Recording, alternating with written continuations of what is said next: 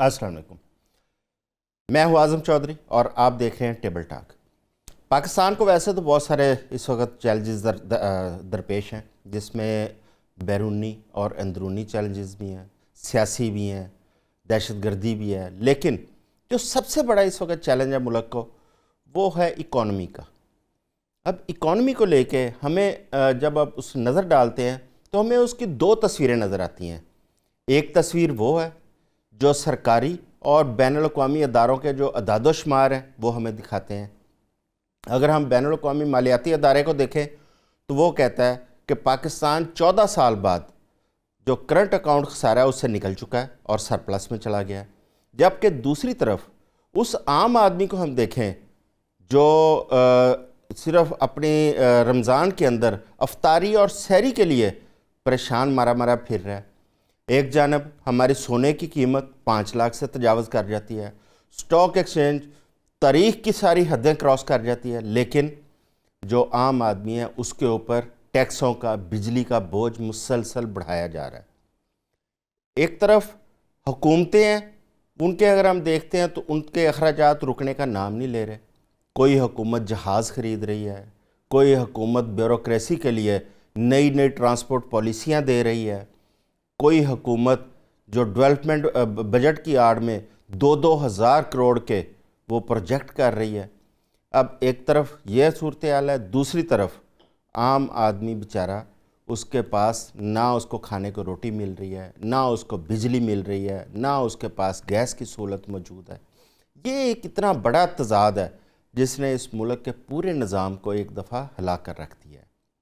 आज हम इकॉनमी पर बात करेंगे, हुकूमतों के अखराजात पर भी बात करेंगे कि अगर मुल्क की इकॉनमी इतनी कमज़ोर होती चली जा रही है तो ये अदाद-ओ-शुमार में हमें इतनी मजबूत इकॉनमी क्यों दिखाते हैं, और दूसरा, अगर इकॉनमी वाकई मजबूत हो रही है तो उसके समरात आम आदमी तक क्यों नहीं पहुंच पा रहे, आम आदमी को उसका फ़ायदा क्यों नहीं पहुंच रहा। इस हवाले से हमें आज ज्वाइन किया है, स्टूडियो में हमारे साथ मौजूद है माहिर मुआशियात है जनाब डॉक्टर गुलाम गौस साहब, और स्टूडियो में ही हमारे साथ हैं सीनियर जर्नलिस्ट हैं, तज्ज़ियाकार हैं मियाँ सैफुर रहमान साहब। हमें वीडियो लिंक पे ज्वाइन किया है मेजर अख्तर नज़ीर साहब, ये भी माहिर मुआशियात हैं। उनके साथ साथ शकील रामे साहब, ये बड़े माहिर हैं और इनके आप तज्ज़िया भी सुनते रहते होंगे, माहिर मुआशियात हैं। वेलकम तमाम मेहमानों को। डॉक्टर साहब, अभी आपने मेरे इंट्रो में कुछ पॉइंट्स मैंने बात की है कि एक तरफ हुकूमतों के अखराजात, एक तरफ हमारी मईशत। आप क्या समझते हैं कि पाकिस्तान की जो मईशत है वो बजाय बेहतरी के उसके डिक्लाइन की सबसे बड़ी वजह क्या है? बहुत शुक्रिया सर आपका शो में बुलाने के लिए। बेसिकली इस चीज़ को हमें थोड़ा डिटेल में समझना पड़ेगा। पाकिस्तान का जो अगर हम बजट को देखें जो ईयर टू ईयर पेश होता है तो वो सारे डेफिसिट में होते हैं। अभी पाकिस्तान का जो 25-26 का बजट है उसकी टोटल रेवेन्यू थे 19 ट्रिलियन और जो उसके एक्सपेंडिचर थे वो थे 25 ट्रिलियन। आप अंदाज़ा करें कि आपने 6 ट्रिलियन का पहले ही एक डेफिसिट जनरेट करके बजट बनाया। अब उसमें जो आपने 14 ट्रिलियन का आपने वो उसके थ्रू रखा हुआ है, टैक्स के थ्रू जो आपको कलेक्ट होने हैं, उसमें से आप देखें कभी भी लास्ट ईयर भी आपके टारगेट नहीं पूरे हुए, तो अगर वो भी मैच नहीं होते तो 1 ट्रिलियन और बढ़ जाएगा आपके लॉस में, फिर आप और लोन ले लेंगे या दूसरी चीज़। अब एक चीज़ देखें इसमें, इस 25 जो 19 आपने अर्न किया है ना, इसका 3 हेड्स हैं सिर्फ जिसमें ये ख़त्म हो जाएगा। फर्स्ट वन 8.2 आपने देने हैं एनएफसी वार्ड में ट्रिलियन, 8.2 ट्रिलियन आपने दे देने हैं डेट सर्विसिंग में। ये जो डेट की हम बात कर रहे हैं इतना ये बढ़ता जा रहा है, उसकी एक प्रॉब्लम ही 8.2 ट्रिलियन वो हो गए। 2.5 ट्रिलियन आपने डिफेंस में दिए थे जो कि प्लस 0.5 बाद में आपने इंक्रीज कर दिया तो 3 ट्रिलियन ये हो गए, 19 ट्रिलियन ख़त्म। अब जो भी है वो सारा लोन पे है। अब आ जाते हैं पाकिस्तान की थोड़ी सी सिचुएशन पे कि पाकिस्तान ने बेहतरी कहाँ की है। अभी लास्ट क्वार्टर जो इससे पहला वाला क्वार्टर था उसमें कुछ बेहतरी हमें नज़र आ रही थी कि कहीं ना कहीं कुछ इंडिकेटर जैसे इन्फ्लेशन रिड्यूस हो रहा था, हमें कुछ बेहतरी नज़र आ रही थी कि लोगों को कुछ वेलफेयर मिलेगा एंड सो ऑन। लेकिन ऐसा हुआ नहीं। सेकंड क्वार्टर में उसके ऑपोजिट बिल्कुल चीज़ होगी।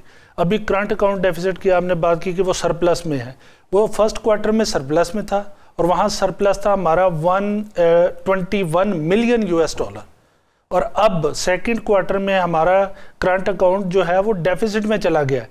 उसका डेफिसिट है 1.07 बिलियन US डॉलर।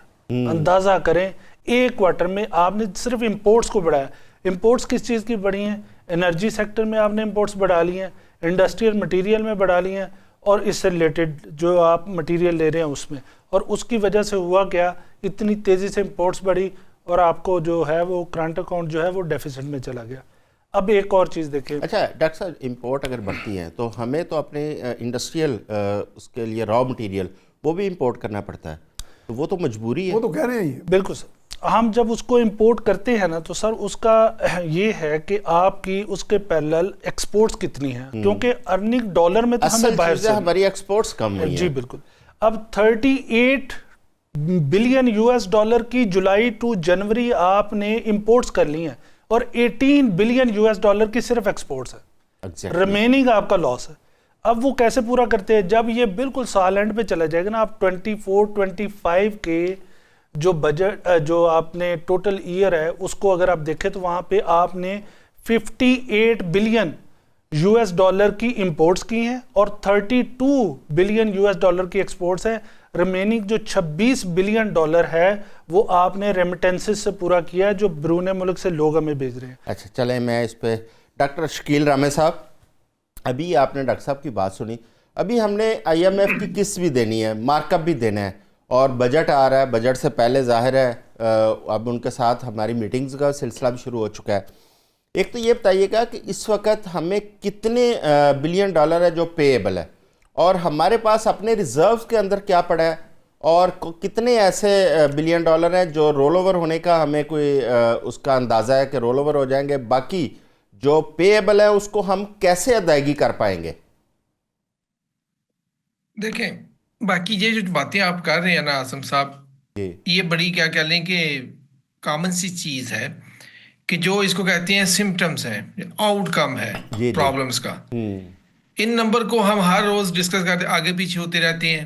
मतलब इस साल में कहते थे कि अराउंड अबाउट 30 बिलियन हमें डॉलर पे करना है, जो फिजिकल ईयर था, जो कि पे बैक करना है। फिर इसका यानी कि रिजर्व जो है, रिजर्व पे भी डिफरेंट किस्म की आ रहा है।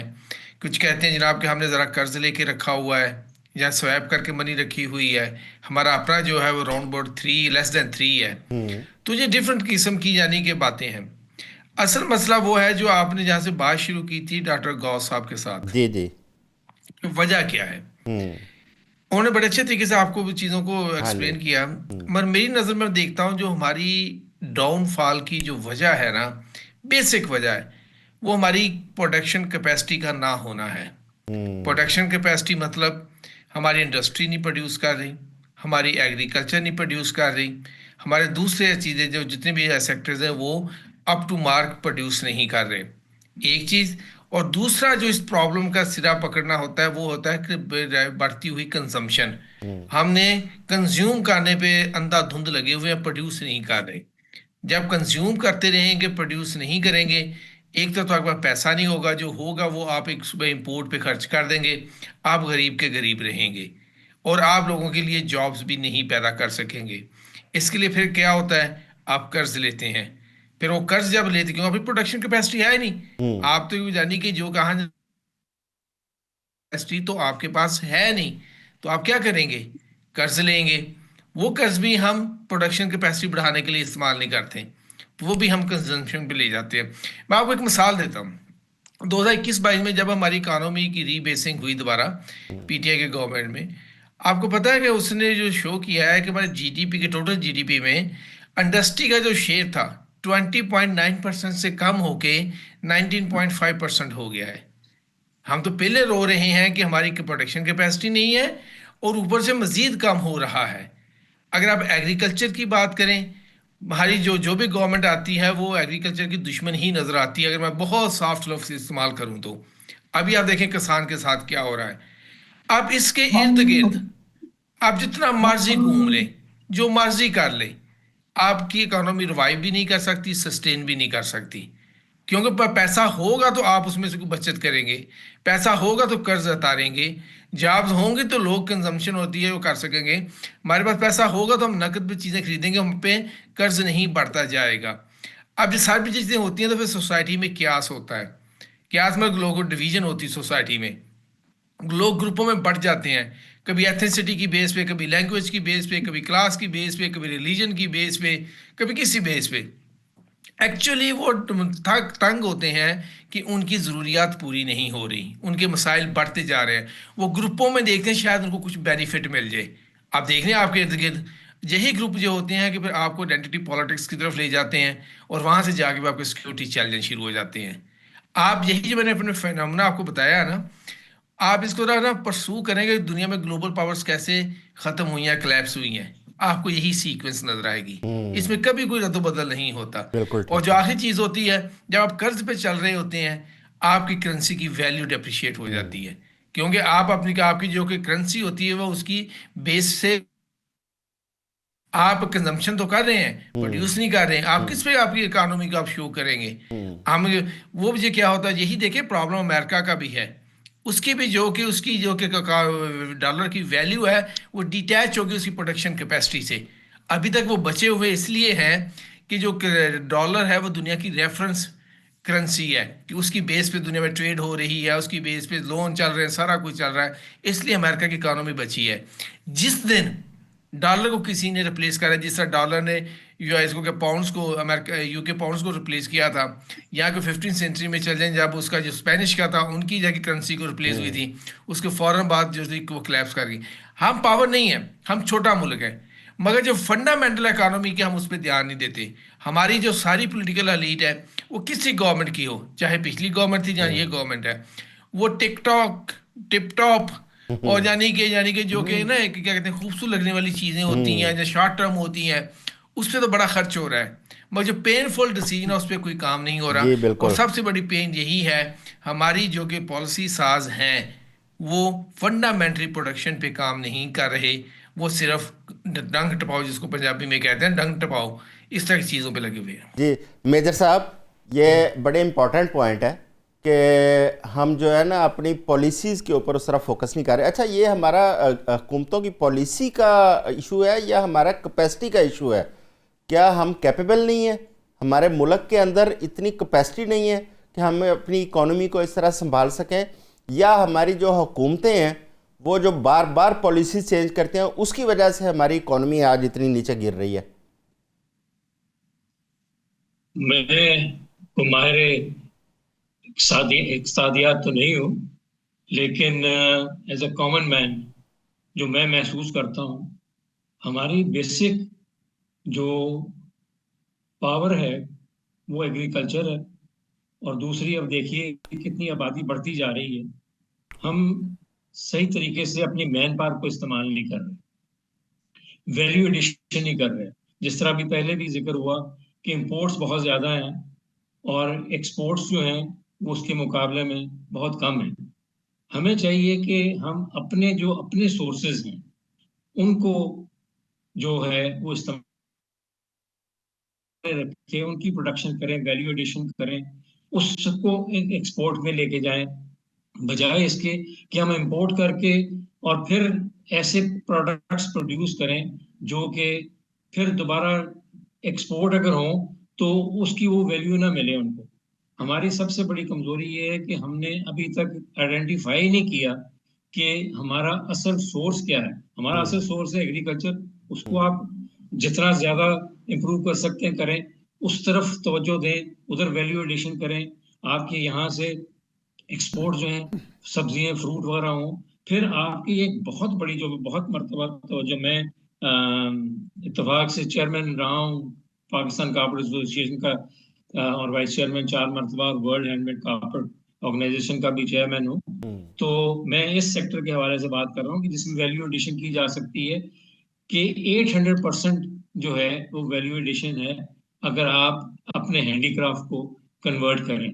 उसमें ना आपको बिजली की इतनी जरूरत है, ना किसी इंपोर्टेड मटेरियल की जरूरत है। आपके अपने सोर्सेज जो हैं उनको कन्वर्ट करें, उनको वैल्यू एडिशन की तरफ लेके जाएं, उसकी एक्सपोर्ट बढ़वाएं। और कि इसमें आपको लोकल लोगों के लिए जॉब क्रिएशन भी होगी।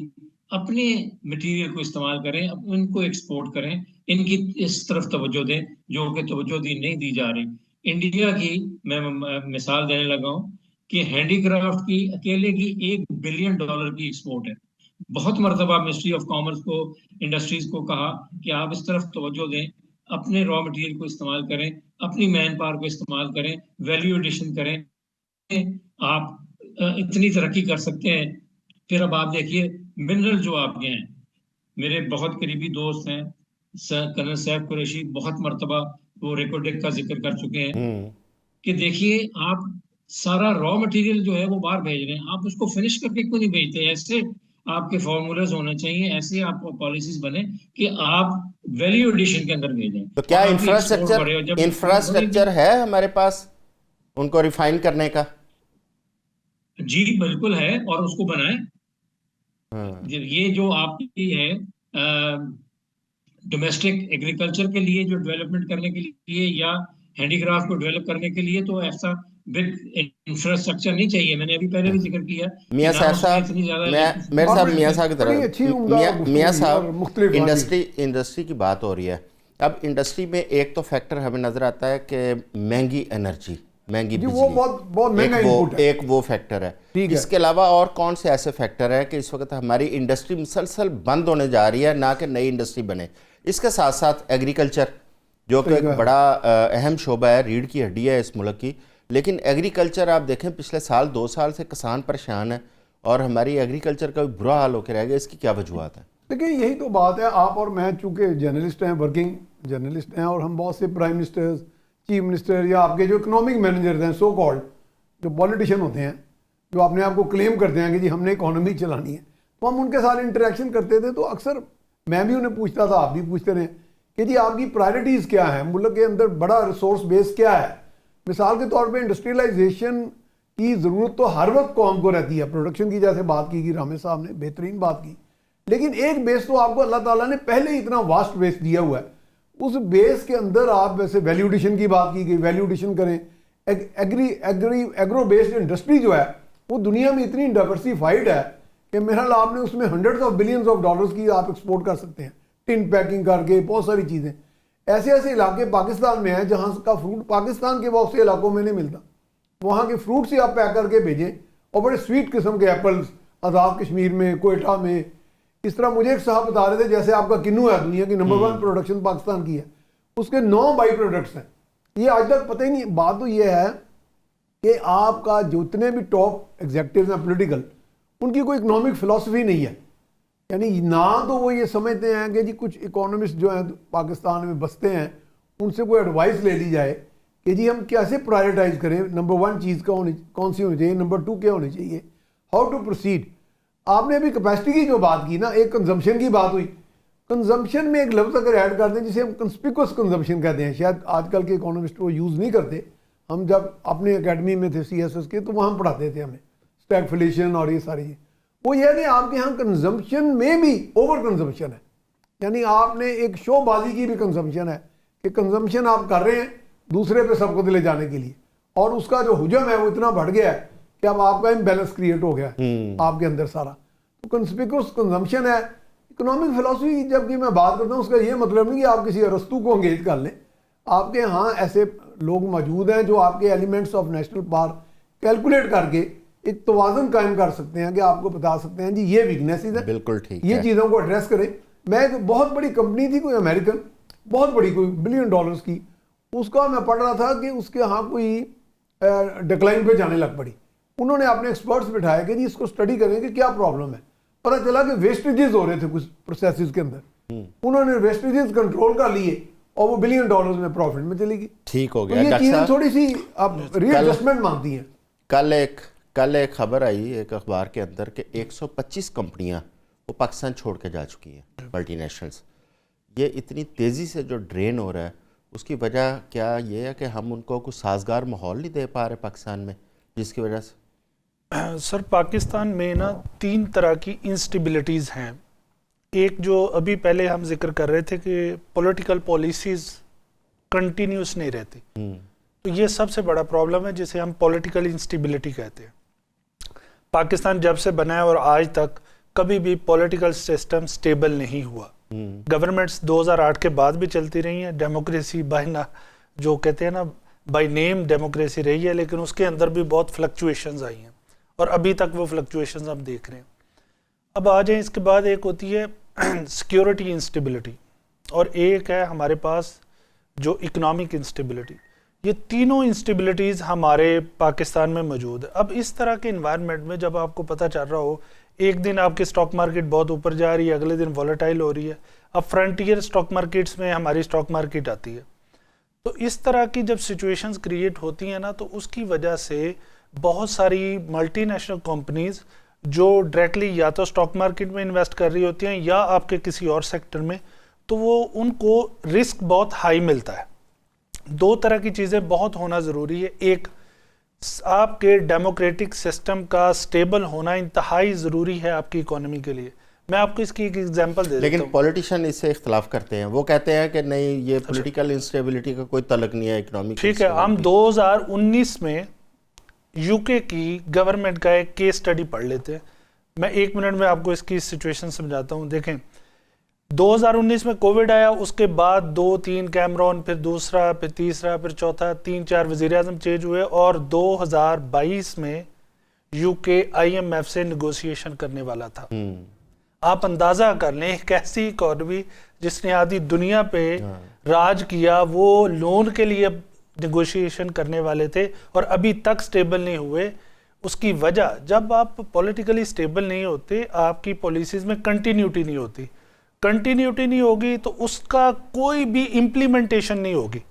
वर्क बनाए हैं, पेज भरे, पॉलिसीज़ बनाए, ठप हो जाएंगे, अगला आएगा वो अपनी पॉलिसीज़ बनाएगा, वो वर्क नहीं करेगा। अभी भी आप सिचुएशन देखें पाकिस्तान में, हम बात कर रहे हैं कि पॉवर्टी देखें, अगर हम lower middle income world bank की जो कसौटी है जिसे हम पॉवर्टी लाइन कहते हैं, $4.2, यानी पाकिस्तान के 1167 रुपये आज के पर डे के हिसाब से, यानी अराउंड 1150 रुपये अगर कोई बंदा कमा रहा हो तो हम उसे कहेंगे कि ये पॉवर्टी लाइन पे है। तो वर्ल्ड बैंक के मुताबिक उसमें पाकिस्तान की 45% population below the poverty line है। आप 45%। यस। और अगर हम नेशनल फिगर देखें, ये फर्स्ट क्वार्टर में या इससे पिछले में ये 22% था, नाउ इट्स 25%। और कल डॉक्टर शफाक एच खान ने अपने एक इंटरव्यू में कहा इट्स अराउंड 27%। तो आप अंदाज़ा कर सकते हैं कि पॉवर्टी का किस तरह मतलब तेजी। दूसरी बात, इन्फ्लेशन बढ़ना शुरू हो गया।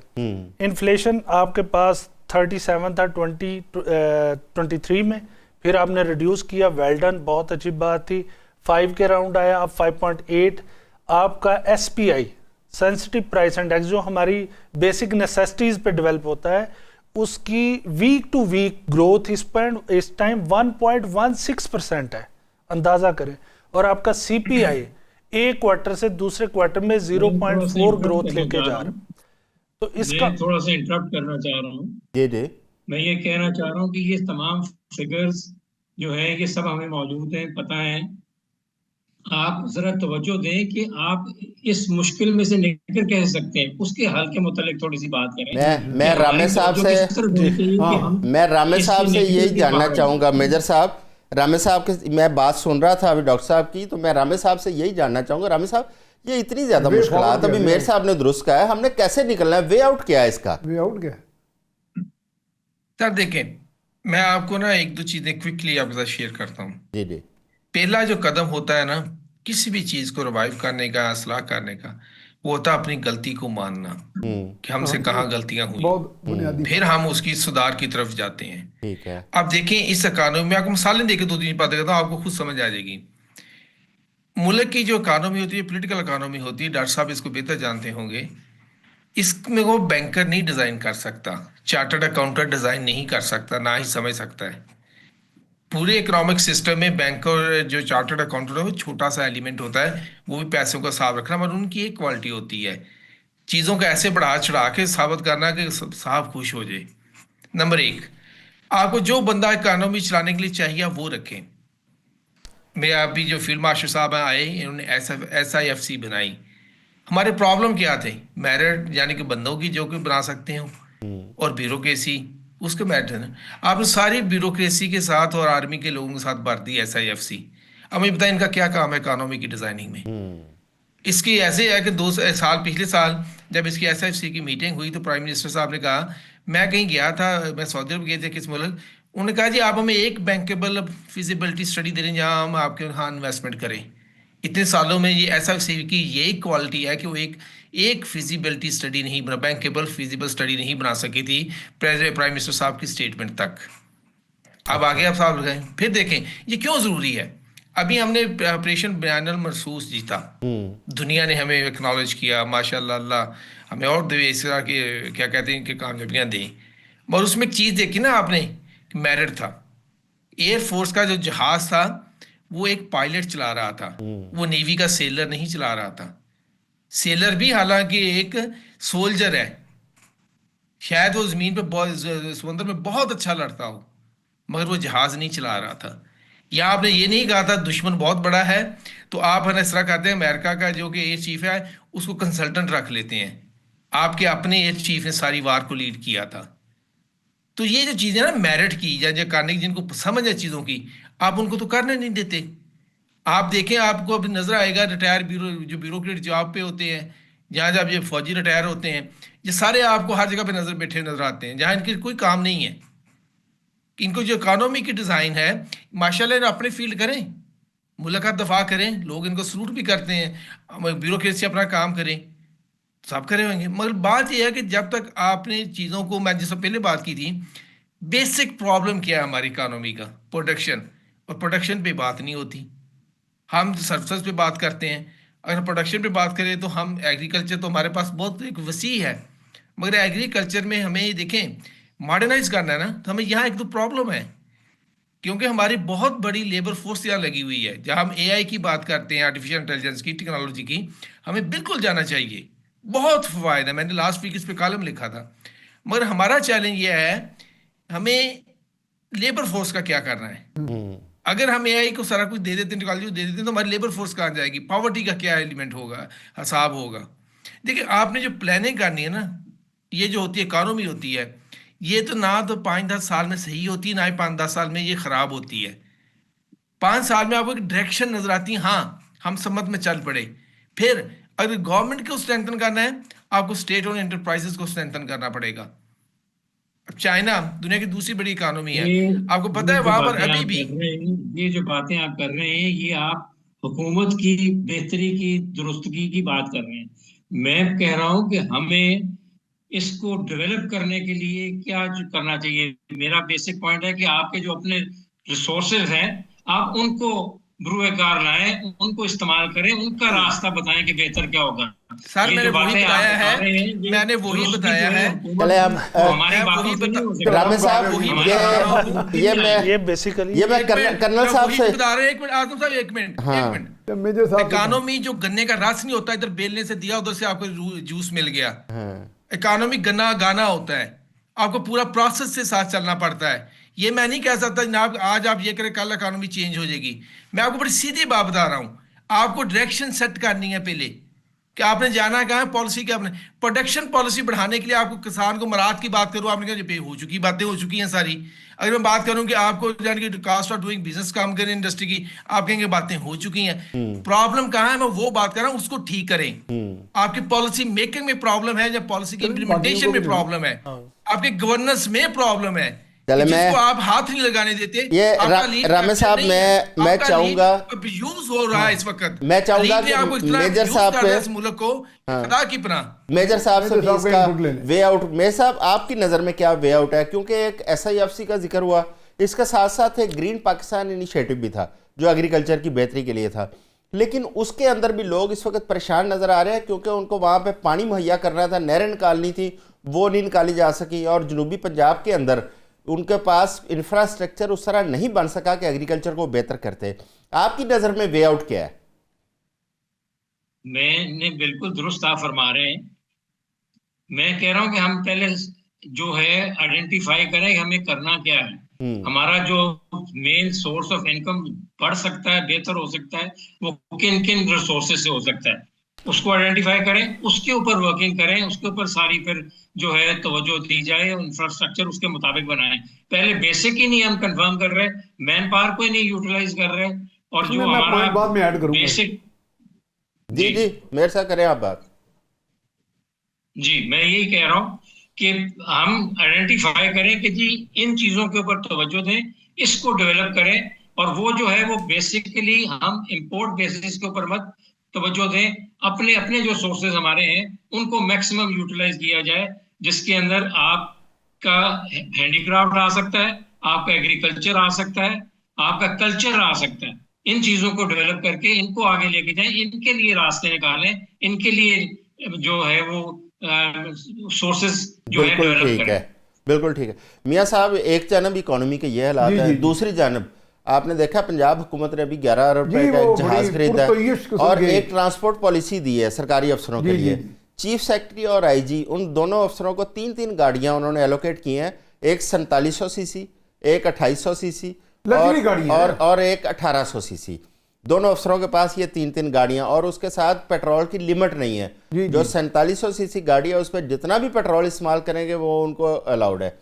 अच्छा, एक जानब ये तमाम अफसरों ऊपर से नीचे तक इसी तरह पॉलिसी आ रही है, जी, तमाम जी। अफसरों को दी गई। एक तरफ हुकूमत की ये पॉलिसी है, दूसरी जानब मुल्क का ये हाल है, और हम अभी तक अपनी डायरेक्शन क्यों नहीं इस पर डिसाइड कर पा रहे कि हमने अपनी इकोनॉमी को, ये अभी जो रामे साहब और मेरे साहब बात कर रहे जी, थे जी, जी, बिल्कुल। कि हमें सबसे पहले अपनी बेसिक एक डायरेक्शन देनी है। आप तो साबिक ब्यूरोक्रेट भी हैं, आप बताएं इस नहीं पे नहीं, कि- बिल्कुल मैं इस बात में 100% एग्री हूँ कि हमने एक डायरेक्शन सेट करनी है, और फिर हमने ये फैसला करना है कि हमारे ऊपर एक जिम्मेदारी है, हमने वो फैसले करने हैं कि जिसमें अवाम का भला हो। डायरेक्शन जब- सेट किसने करनी है? जब देखें आइडेंटिफाई तो जाहिर है हुकूमत ने, मौके की जो हुकूमत है ड्राइविंग सीट पे बैठी है, उसी ने डायरेक्शन सेट करनी है। हालांकि मेरा एक बिलीफ और भी है, जैसे लेसर गवर्नमेंट की बात मेरे जो फाजिल दोस्त हैं इकोनॉमी के, वो बताएंगे कि लेसर गवर्नमेंट का भी एक दुनिया में सक्सेसफुल मॉडल है। दूसरा, मैं अपने तौर पे हमेशा कन्विंस रहा हूँ कि क्या मिसाल के तौर पे हमारे यहाँ एक्सपोर्ट का सबसे बड़ा जो सेक्टर है वो तो टेक्सटाइल है। हम अक्सर बात करते हैं जी डाइवर्सिफाई करें, तो हुकूमत तमाम दुखों का मुदावा फिर भी नहीं होती। ठीक है, हुकूमतें खराबी जरूर पैदा करती होंगी, लेकिन अगर आपके सेक्टोरल ग्रोथ हो रही हो, मुख्तलिफ सेक्टर्स अपनी अपनी जगह, मिसाल के तौर पर मैं एक प्रैक्टिकल किसान रहा हूँ और आप भी प्रैक्टिकल किसान हैं, मैंने अपने यहाँ देखा कि स्टैंडर्ड प्रैक्टिस ही इतनी पुअर है किसानों की कि वो एक डीएपी खाद का रेट है उन्होंने दुनिया का सबसे महंगी तरीन चीज़ बना दी है।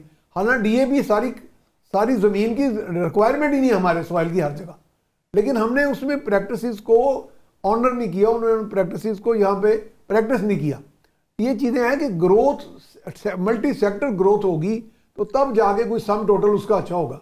हुकूमत अकेली कितनी भी हो, इमरान खान की हो, शहबाज शरीफ की हो, किसी इकोनॉमिस्ट की हो, किसी पॉलिटिशियन की हो, किसी जर्नल की हो, किसी की भी, वो या तो फिर वो जनरेट करे लोगों में वो कॉन्फिडेंस और उनको साथ लेके चले, एक कॉम्प्रिहेंसिव पॉलिसी बनाए जिसमें तमाम सेक्टर्स की ग्रोथ के इनेबलिंग एनवायरनमेंट दे। लेकिन इंजन, इकोनॉमिक इंजन या तो अवाम होते हैं, या स्किल्ड लोग होते हैं, या ताजर होते हैं, या सनतकार होते हैं, या फिर मियाँ साहब यहाँ पे पेशा लोग होते मेरे पास वक्त थोड़ा है, वक्त हुआ है एक शॉर्ट ब्रेक का। ब्रेक से वापस आएंगे तो हम इस चीज़ पर बात करेंगे कि आजकल तालीमी अदारों के अंदर बच्चों की खुदकुशी के वाक़यात बढ़ते चले जा रहे हैं, उसकी क्या वजूहात हैं और इनकी रोकथाम कैसे की जा सकती है, इस पर हम बात करेंगे। तो मेरे साथ यहाँ पे मौजूद थे जनाब शकील रामे साहब, जनाब मेजर अख्तर नज़ीर साहब। मैं आप तमाम दोनों मेहमानों का शुक्रगुजार हूँ कि आपने हमें टाइम दिया। हमारे साथ रहिएगा, आते हैं एक ब्रेक के बाद।